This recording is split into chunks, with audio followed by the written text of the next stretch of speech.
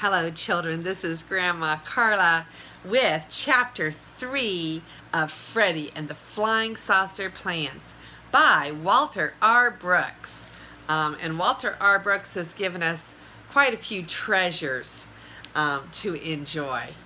So, Chapter 3. There was a long silence after the reading of Uncle Ben's letter. Then Freddie gave a sigh. "Well, I guess our trip is off, Jinx." "Sigh, we might as well get that saddle off." He stopped. There was a droning in the east, and 3 planes came over the horizon. They were some distance apart, but they headed toward the bean farm. Flying just above treetop level, they circled and dipped above the farm buildings and then went on west. "Looking for Uncle Ben, do you think?" Cy asked. "I do indeed," said the pig. "They'd know he had a workshop here. If they lost him, they'd head for the farm." Jinx, who had gone out into the road and was looking down toward Cinnaboro, said suddenly, "Listen!" A rushing sound, louder than the droning of the planes, which had died away, came up from the east, increased to sustained roar, and then the cars appeared, dozens of them. They seemed to be coming almost as fast as the planes. They were driving very dangerously, cutting out and in and trying to pass one another on the narrow road. The first one braked sharply and pulled off the road by the bank. Most of the others, there must have been 30 of them, slowed down 50 yards further on and turned in at the bean gate. Freddie put his hat on and pulled it down over his eyes.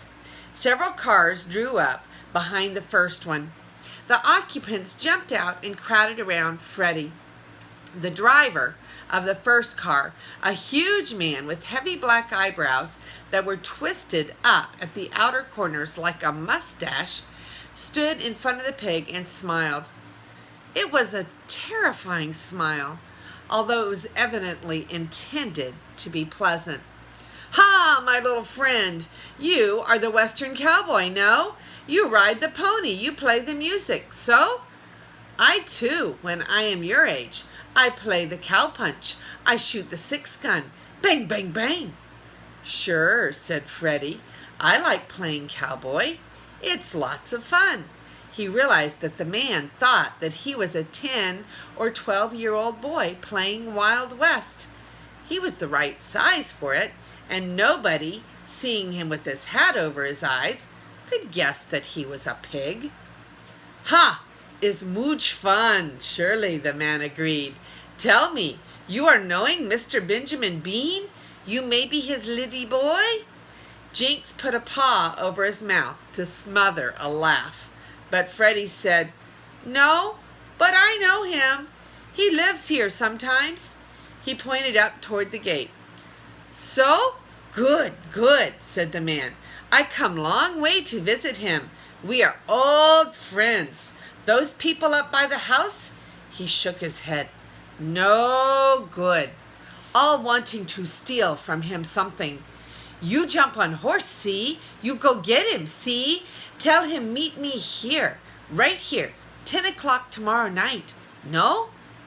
A thin man with glasses and red hair said quickly, "I too am an old friend of Mr. Benjamin Bean's. Really a friend," he said with a dirty look at the other man.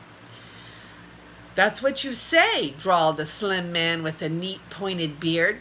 "Look, Bud," he murmured confidentially, "tell him to ask for Mr. Pinobinsky at the Cinnaboro Hotel tonight.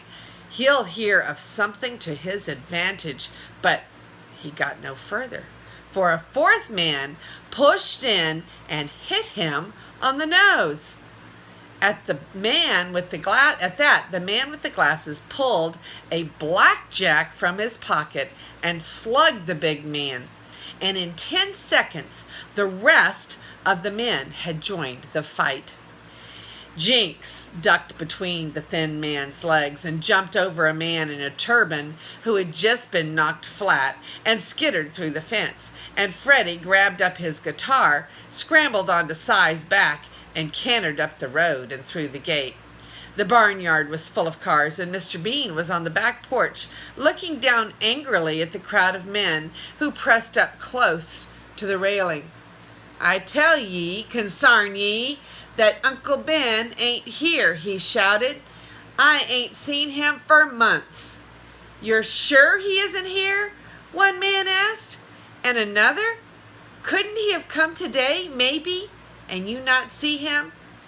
"Look," Mr. Bean roared, bringing his hand down with a smack on the railing. "What kind of a lot of numbskulls and ninny-hammers are you, anyway? Don't you understand plain English? I tell you, he ain't here." Some of the men, by twos and threes, had drifted away and were poking around in the stable and the car barn. One was even trying to crawl through the little revolving door in the hen house. Looking at the stable, Mr. Bean saw a face appear at one of the windows of Uncle Ben's workshop. "By cracky," he exclaimed, "this is too much." He dashed into the house and brought out his shotgun. The big man who had interrogated Freddie had just driven up and gotten out of his car. Mr. Bean went down off the porch and up to him, and he said one word, "Get," and the man got. He went straight back to his car, got in, and whirled off down the road to Cinnaborough. The sight of the gun sent the other men scurrying back to their cars. As Freddie said afterwards, they probably all had pistols in their pockets, but they had nothing to gain by starting something. If one of them pulled a pistol, the sheriff would probably be put on his trail, and that would badly hamper his work as a spy. Mr. Bean turned to Freddie, who had just ridden up. "Feller up in Uncle Ben's shop," he said. "Chase him out." Freddie had two guns in his holsters. One was a cap pistol, and the other was a water pistol. Sometimes, in his detective work, he carried a real pistol. But in the ordinary run of cases, where there was not likely to be any shooting, he carried the water pistol, loaded with a generous charge of strong perfumery. For most crooks would rather face bullets than be drenched with cheap perfume. First, because if they go into hiding, it's easy to smell them out. And second, because they can't stand the remarks that their friends and even people who pass them on the street make about how lovely they smell. For Freddie's perfume was nothing that you could get rid of by taking a few baths. It clung for weeks. The pig jumped out of the saddle and went into the stable and up the stairs.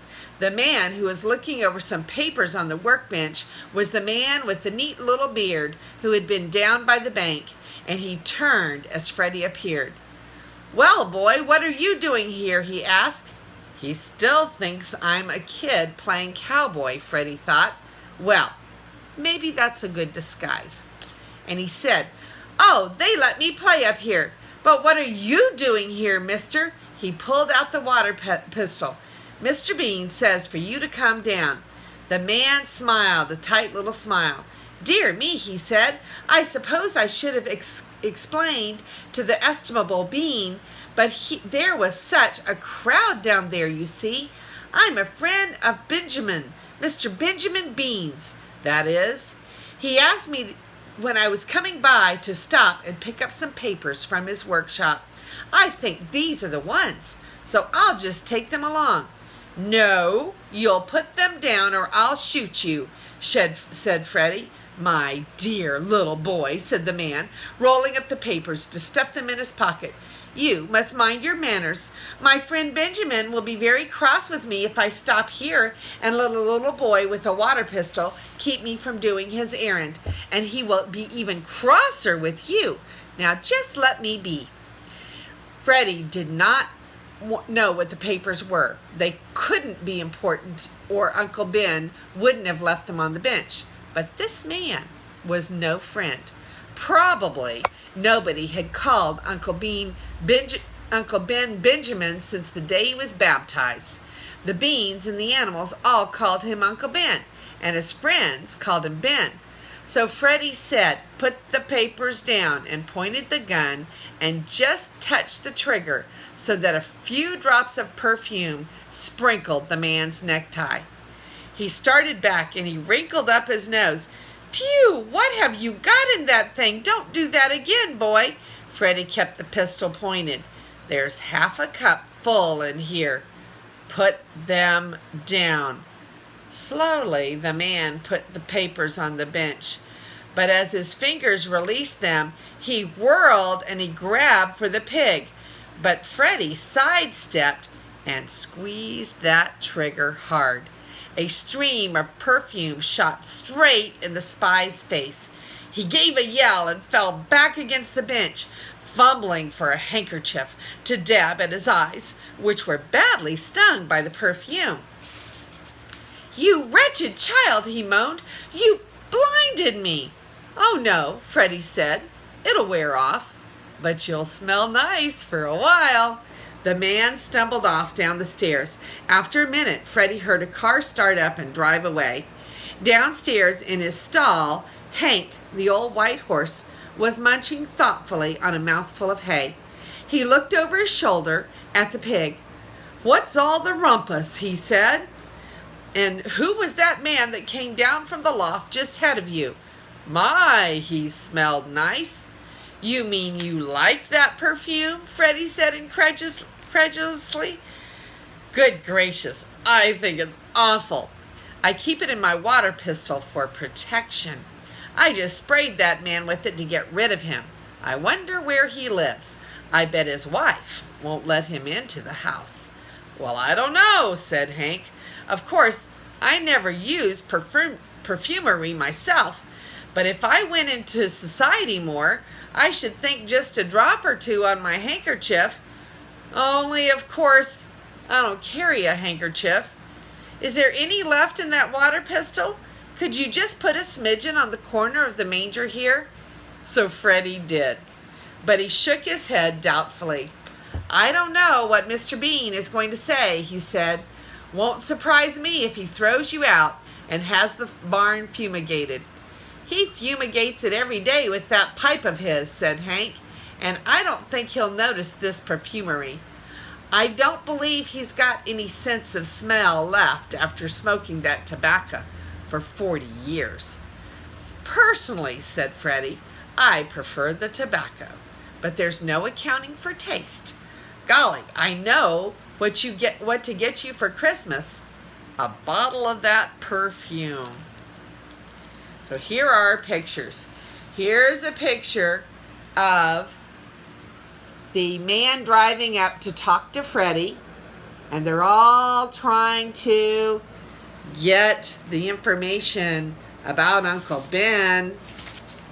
And then here's a picture of Freddie squirting the man that was trying to steal the papers from Uncle Ben's workshop. And it says, "A stream of perfume shot straight into the spy's eyes." And that is the end of chapter 3 of Freddie and the Flying Saucer Plans. And this is Grandma Carla, and I love you.